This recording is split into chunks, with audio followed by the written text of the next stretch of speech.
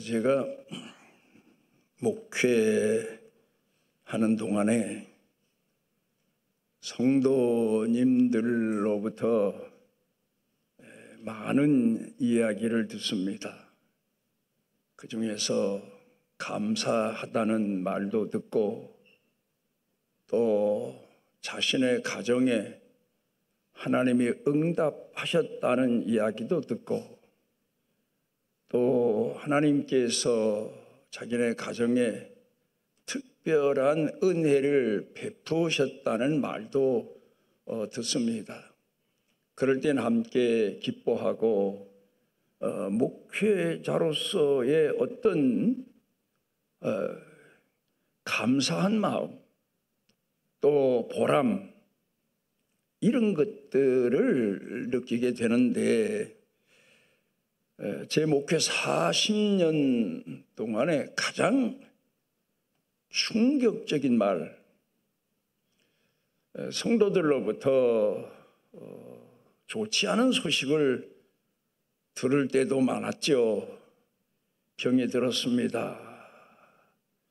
병원에서는 죽음을 준비하라고 합니다.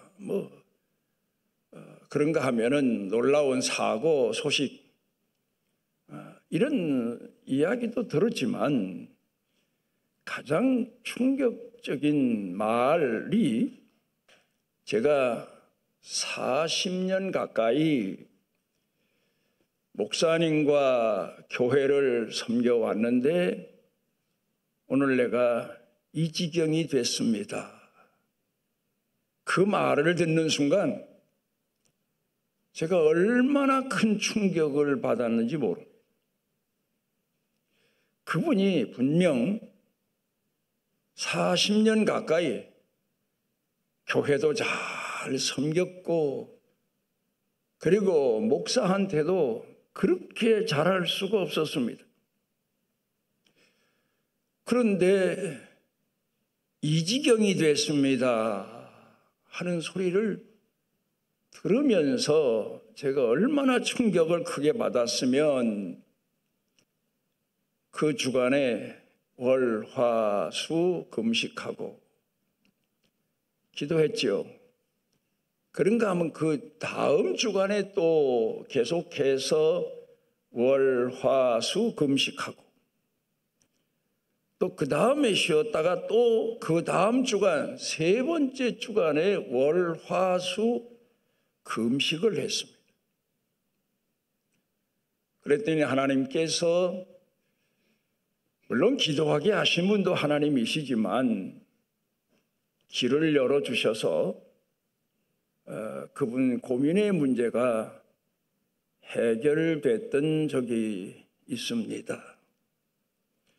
우리가 하나님을 잘 공경하고 40년, 50년 평생토록 충성한 사람도 때로는 낙심할 때가 있습니다. 우리 믿음을 가진 사람들의 생활 방법은 선함입니다. 하나님의 말씀입니다.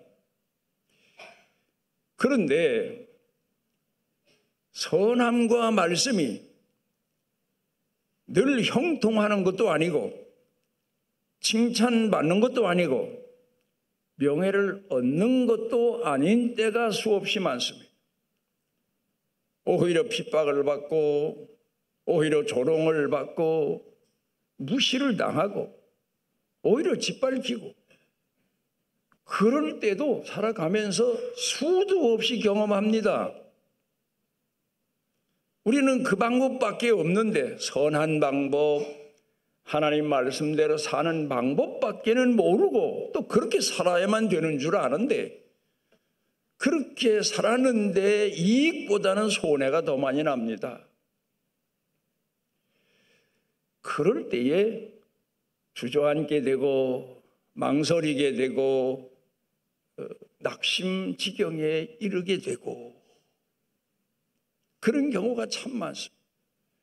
어떤 때에는 아주 어려움을 겪을 때 조금만 이때를 모면하기 위해서 한 가지 간교한 방법, 교묘한 방법, 선함이 아닌 방법을 선택하고 싶은 충동을 받을 때도 있어요.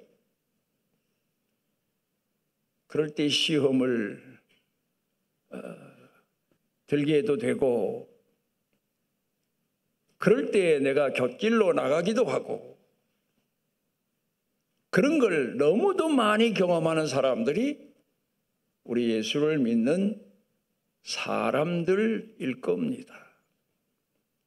선을 행하고 하나님 말씀대로 살았는데 그 다 축복이고 영광이고 번영이고 성공이고, 그렇다면 이 세상에 사는 사람들이 누가 악을 범하고 누가 간교한 방법을 쓰고 수단 방법 가리지 않고 모든 죄를 악을 다 동원하고 그러며 살아가겠습니까?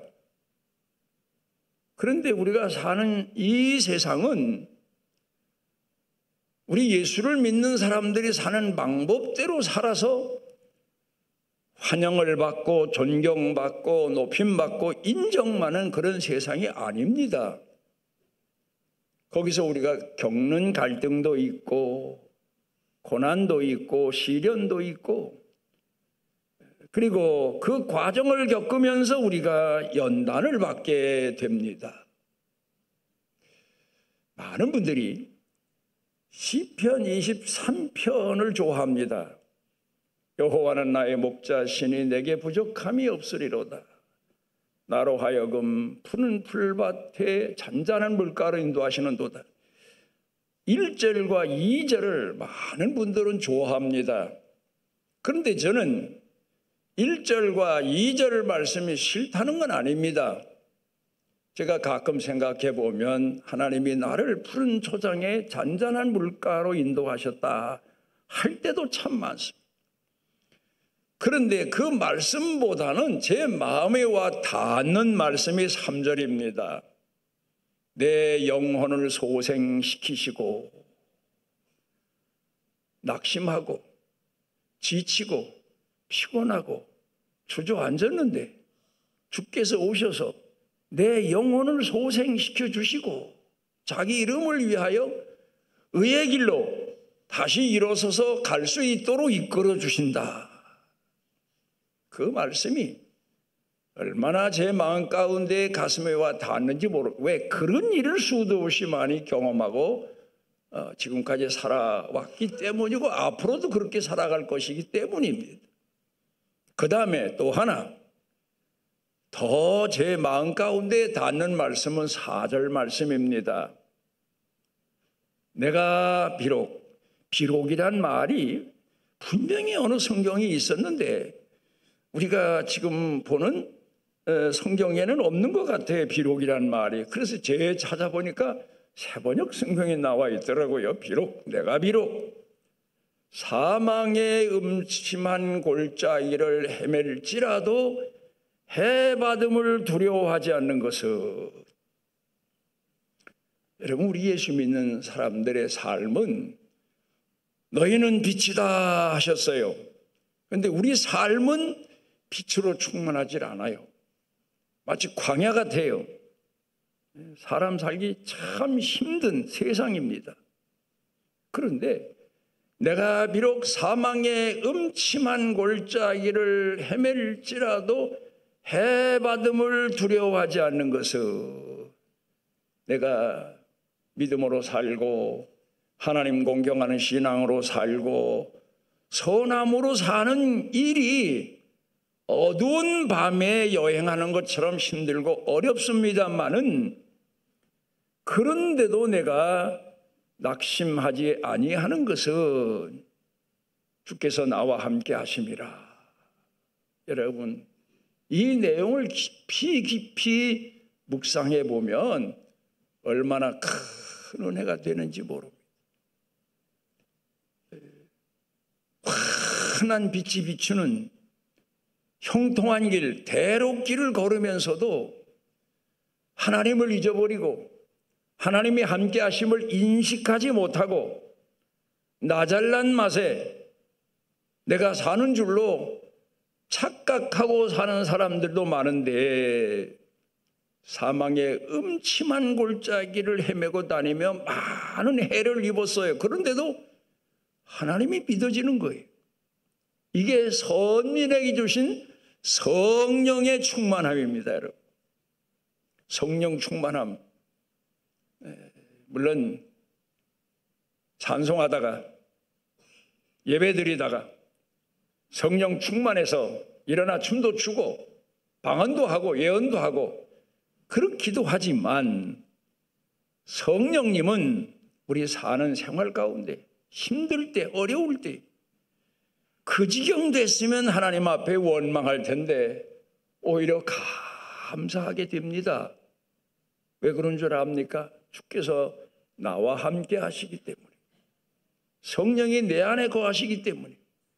그럴 때 오히려 믿음 없는 사람은 있던 믿음도 잊어버리는데 하나님을 공경하며 의지하며 말씀에 의지해서 성령 받고 사는 사람은 더 깊은 감사와 감격과 신앙의 연단을 체험하게 됩니다.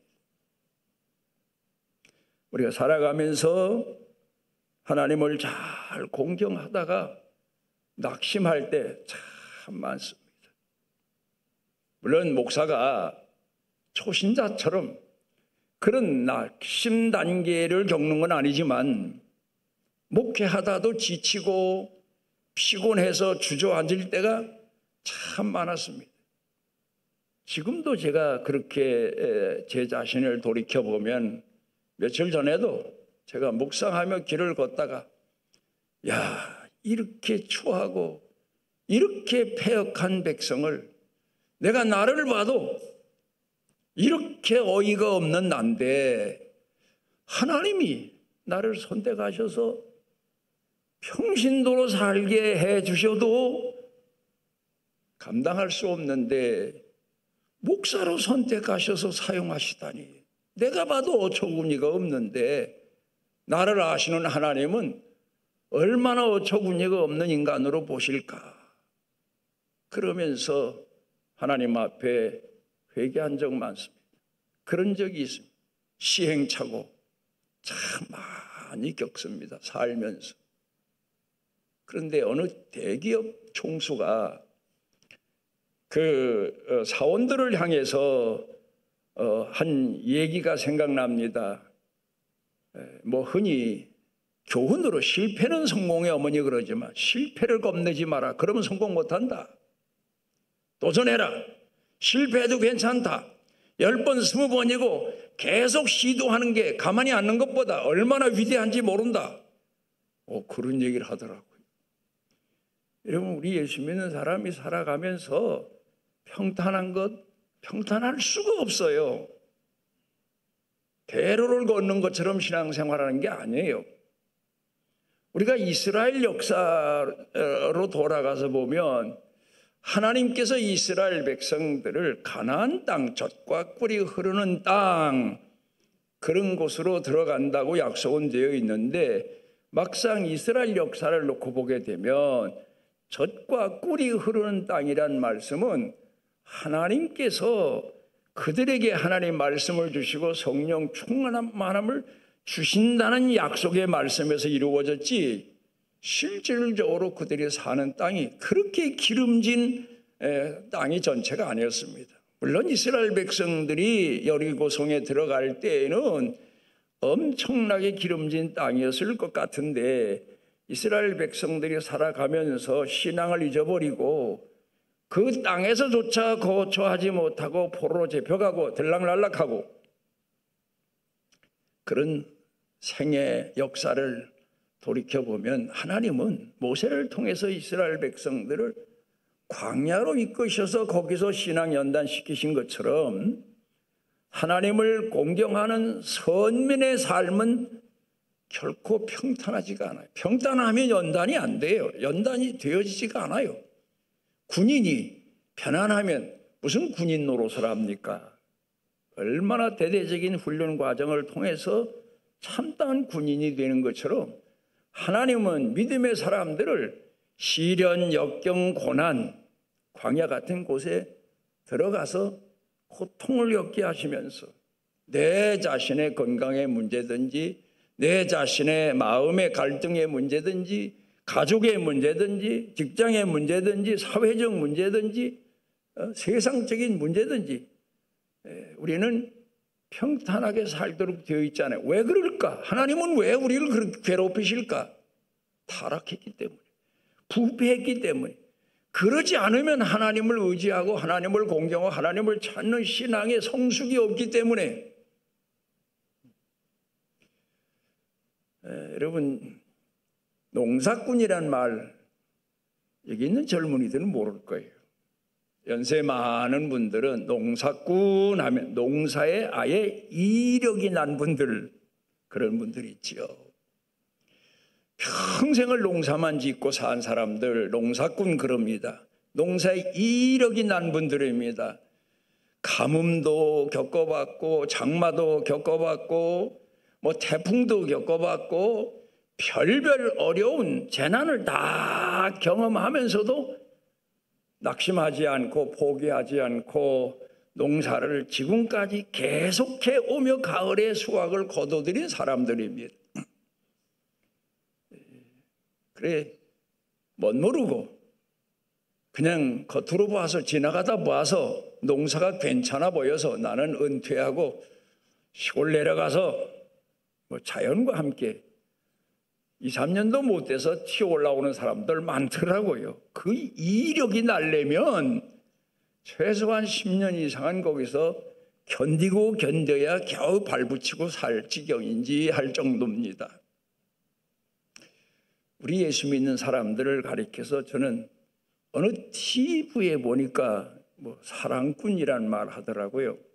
진짜 사랑꾼은 예수 믿는 사람들이 하나님 사랑, 가족 사랑, 이웃 사랑, 원수 사랑, 이 사랑의 훈련, 믿음의 훈련을 받으며 평생을 사는 사람들이 믿음 가진 사람들이 하나님의 자녀들이에요. 하나님께서 모든 죄인을 다 용서하시고 그 죄를 대신 다 책임져 주시고 그런 것처럼 우리의 믿음이 거기까지 성숙해 가도록 우리를 훈련시키십니다. 그런데 그런 훈련 과정을 겪는데 낙심지경에 이르지 않을 사람이 어디 있습니까? 우리 한계에 이르는데 하나님은 우리를 훈련시키실 때 그 어느 한계까지 이끌어 가시는 것 같아요. 유격훈련 군에 가서 받아본 사람들은 경험을 했겠습니다만 인간의 한계를 넘어선 훈련이 유격훈련이에요. 그런 것처럼 하나님은 우리를 사랑훈련, 믿음훈련, 한계를 넘어서기까지 훈련을 시키십니다. 죽음 앞에 이르러 비로소 하나님께서 살아계심을 체험한 사람도 있고 수도 없는 과정을 경험하면서 오늘을 살아가는 사람들이 바로 우리 신앙인들입니다. 가정으로 돌아가서 봅니다.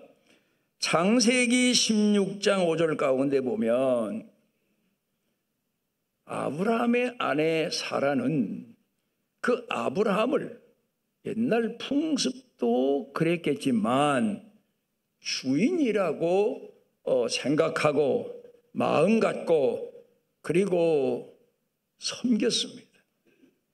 그렇게 충성스럽게 남편을 섬긴 사람도 성경에서 찾아보기 힘듭니다.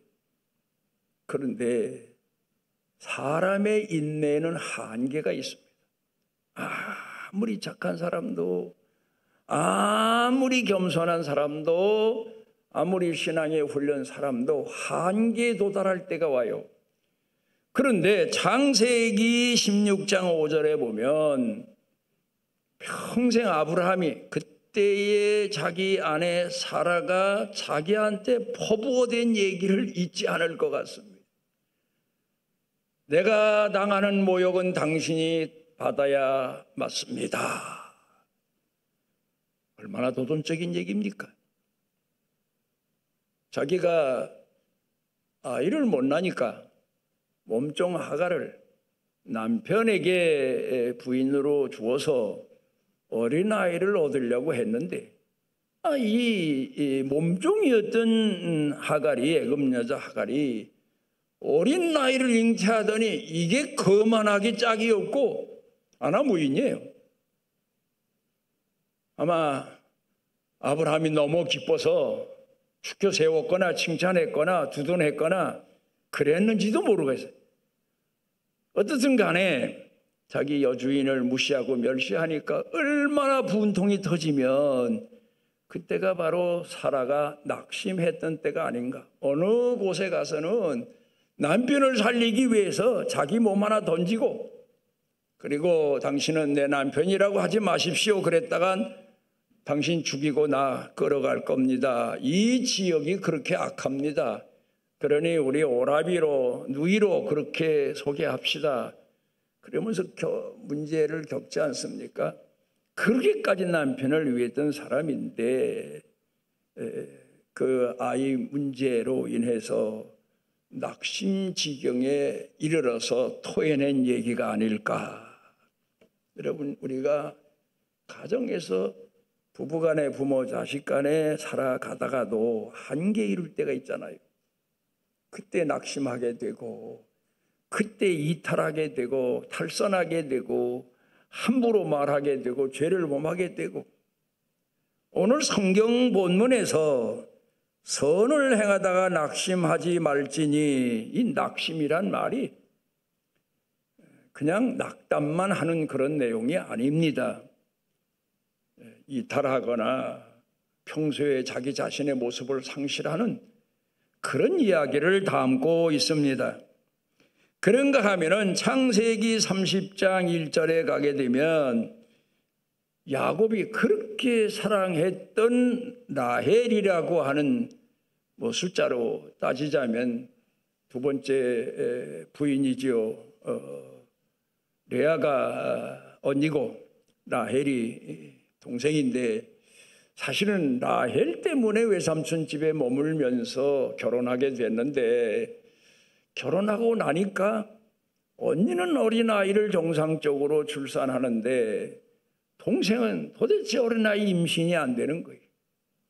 얼마나 애를 썼겠어요.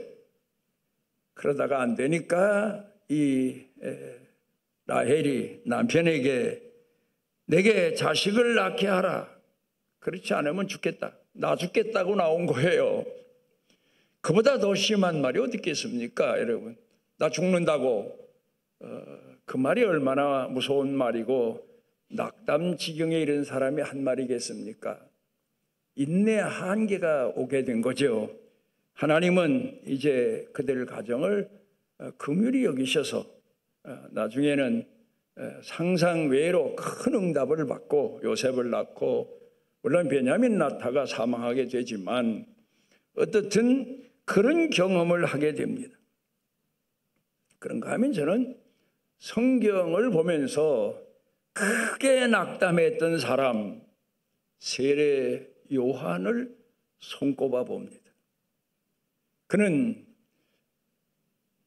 성경에 말라기 3장 4장에 앞으로 엘리야가 오리라 그런 예언의 말씀이 있습니다. 그래서 서기관들이 세례 요한을 가리켜서 약속된 엘리야가 왔다. 얼마나 성령이 충만해서 또 엘리야처럼 약대 토롯을 입고 광야에 가서 생활하고 메뚜기와 석청이를 음식으로 삼고 그러면서 신앙 훈련 연단 받아 기도하다가 백성들을 교훈하고 책망하고 예수님을 소개하고 그런 사명을 다합니다.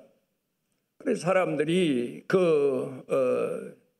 세례 요한에게 당신이 오리라 한 엘리야냐 하니까 나는 아니다.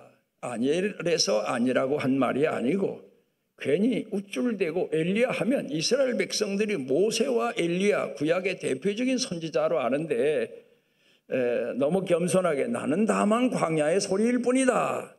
그렇게 자신을 소개하면서 하나님 말씀을 외치는데 제자들이 변화산상에 올라갔다가 베드로, 요한, 야고보 이 세 사람이 올라갔다가 예수님께서 변화하시더니 모세와 엘리야를 거기서 만나신 겁니다. 그리고 내려오는데 제자들이 궁금해서 여쭤봅니다. 엘리야에 대해서. 그러자 세례 요한이 바로 그 예언된 엘리야다, 그렇게 말씀하십니다. 그런데 세례 요한이 엘리야에 대해서 들었고 또 공부했겠고 또 얼마나 많은 생각을 했겠습니까? 아마 나도 엘리야처럼 살면서 하나님이 보내신 자 메시아를 백성들 앞에 소개하자, 아마 그런 생각을 가지고 그가 광야에서 철저한 신앙 훈련 연단을 경험하며 사명자로 살았던 것 같아요. 그런데 엘리야는 어떻습니까? 하나님 앞에 부름받아 열왕기상 17장부터 쭉 보면 18장, 19장, 20장, 21장, 열왕기하 2장까지 나옵니다만은 이제 그가 호렙산에서 승천하는 얘기까지 나오는데 그 과정 얘기는 길죠. 어쨌든 아합 왕과 이세벨, 북쪽 이스라엘에서 선지자 노릇을 하니 얼마나 많은 시련, 핍박을 받았겠습니까? 그래, 뭐 여러 가지 과정이 있지만 그가 이제 마지막에 갈멜산으로 갑니다. 그리고 거기는 참 거기서 가만히 이스라엘 역사를 공부하다 보면 그게 하나 있어요. 이 우상 숭배하는 사람들은 뭔가 풍족한 곳에서 제사를 지내고 거기를 자기네 신당을 삼고 그런 것 같아요. 보면 갈멜산 그쪽에가 과수원이 많은 곳인데 거기에 아세라 목상을 섬기는 선지자 400명, 바알 선지자 섬기는 450명, 이런 사람들을 모아놓고 엘리야가 대결을 합니다. 산 신이 누구인지 대결해서 거짓된 신을 백성들에게 전하고 추앙하는 자는 백성들에게 심판을 받자 해서 거기서 대결해서 450명, 400명, 바알 선지자, 아세라 목상 선지자 850명을 다 진멸하지 않습니까? 그 일로 인해서 이세벨이 이를 갈면서 내가 엘리야를 죽이기 전에는 먹지도 않고 마시지 않겠다. 그리고 나서니까 그동안에는 그 누구도 감히 말할 수도 없고 행동할 수도 없는 담력을 가지고 갈멜산 꼭대기에 올라가서 살아있는 신의 대결을 벌였던 엘리야가 도망을 갑니다. 가슴이 철렁했던 것 같아요. 겁을 먹은 것 같아요. 그리고 광야에 나가서 하나님 앞에 한탄을 합니다. 나 데려가십시오. 내 생명을 거두십시오. 낙심한 거죠. 그랬더니 하나님께서 그 엘리야에게 떡과 물을 주셔서 먹게 하시곤 달려라, 뛰어라. 어디까지? 호렙산까지. 그래서 호렙산까지 가서 동굴에 있다가 세미한 음성을 듣고 하나님을 만나지 않습니까? 그리고는 내가 이제 앞으로 할 일은 하사엘에게 찾아가서 기름을 부어 다메섹 왕으로 삼고, 이스라엘은 아합 이후에 그 아들 아하시아가 대를 이을 텐데 이제 그 후에 하나님께서 예후를, 장수 예후죠, 그에게 기름을 부어서 이스라엘 왕으로 삼아라. 그리고 엘리사를 내 후계자로 삼아라. 이제 그런 지시를 받습니다. 그리고는 그가 이제 하나님의 응답을 받고는 또 한 가지 사건이 일어나죠. 아합과 이세벨이 자기네 왕궁 앞에 걸리적거리는 나봇이라고 하는 사람의 포도원이 있어요. 그걸 몇 배를 주고 살 테니 달라고 해도 양보를 하지 않는 거예요. 이건 내 기업이다. 내 조상으로부터 받은 기업인데 이걸 내가 어떻게 왕이라고 줄 수 있느냐. 그러니까 이세벨이 꾀를 내서 하나님을 모독하고 왕을 모독했다고 백성들을 동원해서 돌로 때려 죽이고 걔가 그 피를 핥게 했는데 하나님께서 엘리야를 보내셔서 내가 가서 저 사람들에게 하나님이 너희를 이렇게 심판하시리라. 내가 나봇에게 행한 것처럼 너희도 그렇게 심판을 받고 끝나게 되리라. 그렇게 예언한 대로 그 일이 이루어지지 않습니까? 그리고는 엘리야가 이제 열왕기하 1장 2장에 보면 호렙산 꼭대기에 올라가서 엘리사에게 앞에서 자기가 승천하게 됩니다. 어쨌든 엘리야는 그런 사람입니다. 그런데 이제 세례요한 얘기를 다시 합니다.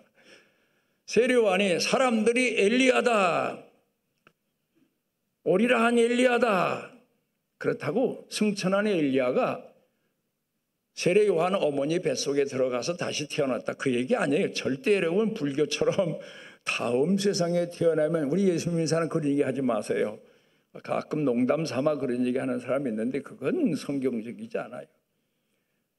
구약의 아합 시대의 엘리야처럼 헤롯 로마 시대에, 빌라도 시대에 세례요한이 나타나서 엘리야처럼 백성을 책망하고 그리고 가르치고 훈계하고 그리고 하나님이 보내신 독생자 예수 그리스도를 소개하리라. 그런 의미에서 엘리야라는 호칭이 붙여진 거지, 그 엘리야가 이 세례요한이 아니죠.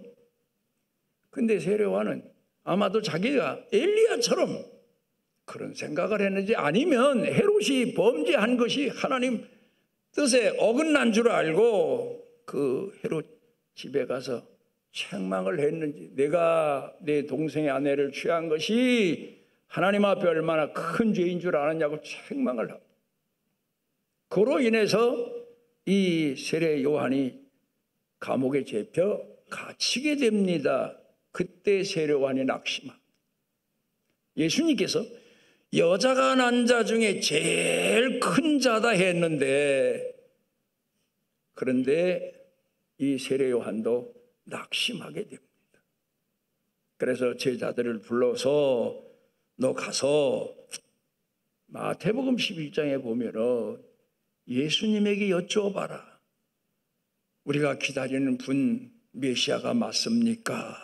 오실 그분이 바로 당신이십니까? 아니면 당신은 선지자로 오셨고 우리가 다시 메시아를 기다려야 됩니까? 얼마나 낙심이 됐으면 자기 제자들을 보내서 이 질문을 하게 했겠습니까? 그때 예수님께서 죽은 자가 살아나고, 보통 선지자 가지고는 할 수 없는 일이잖아요.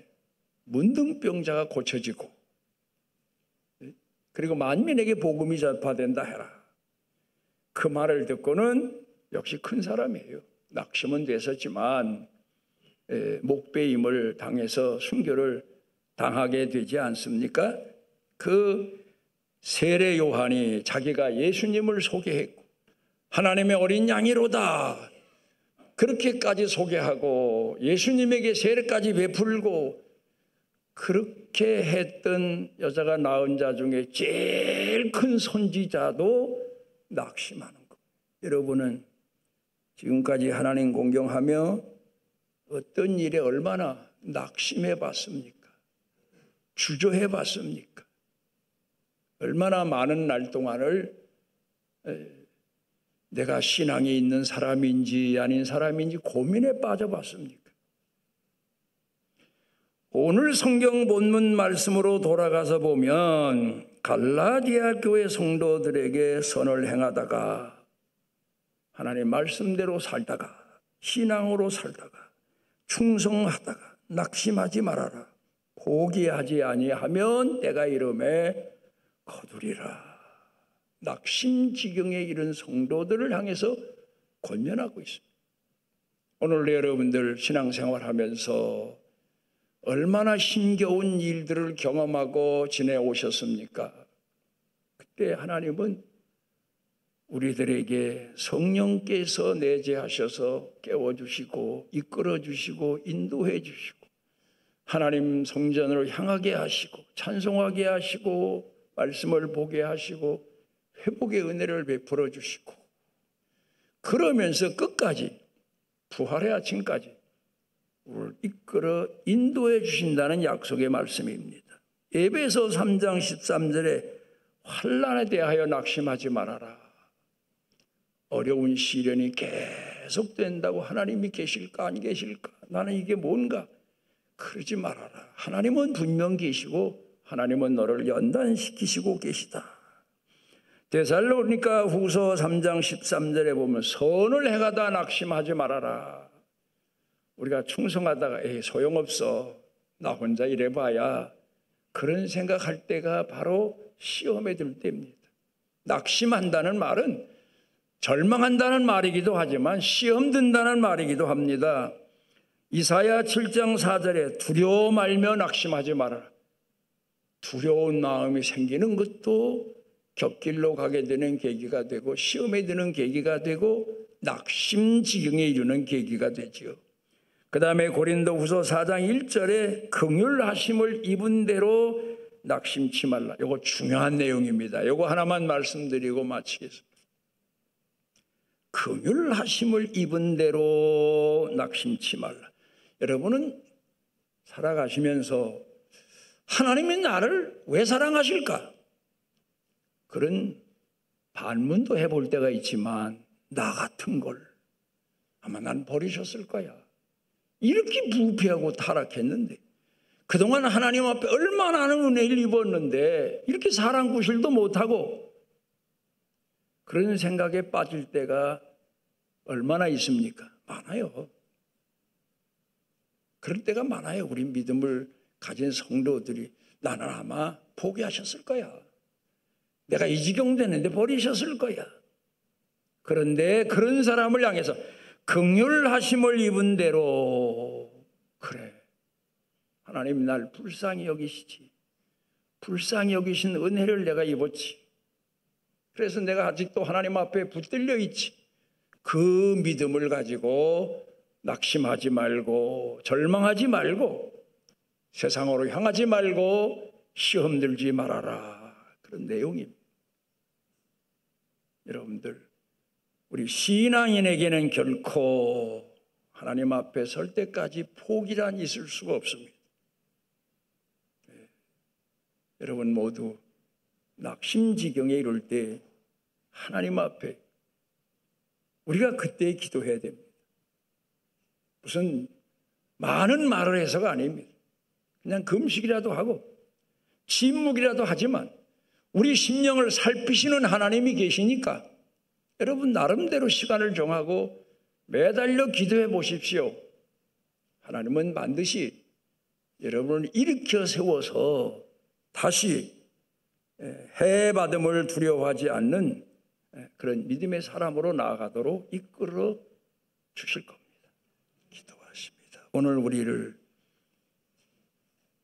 천하 만민 중에 선택하시고 자녀로 선택하시고 자녀에게 베푸시는 말씀과 성령의 은혜를 베풀어 주시고 도저히 믿을 수 없는 일도 믿게 하시고 사랑할 수 없는 지경에도 사랑하게 하시고 우리를 하나님 자녀 되게 하시고 세상 끝날까지 선한 목자가 되시는 주님, 우리 모두가 다 어려운 시련과 역경 속에서 연단받는 신앙인으로 살아가지만 꼭 믿음으로 승리하는 축복의 사람들 모두가 되게 하옵소서.